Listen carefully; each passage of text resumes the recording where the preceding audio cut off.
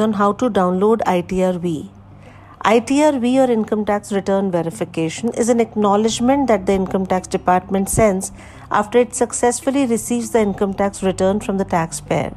A taxpayer who files income tax return and does not e-verify it with digital signature or with e-verification code has to post the ITR V to the Income Tax Department's Central Processing Center in Bangalore, failing which the return will be considered invalid.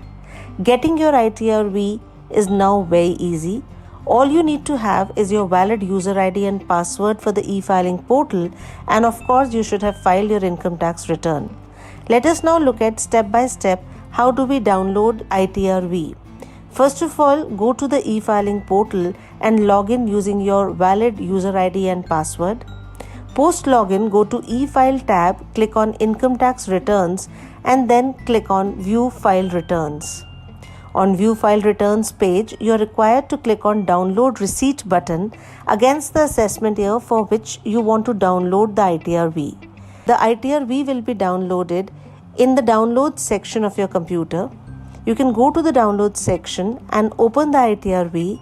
You are thereafter required to print and sign this document and send it to CPC Bangalore if you have not e-verified your income tax return.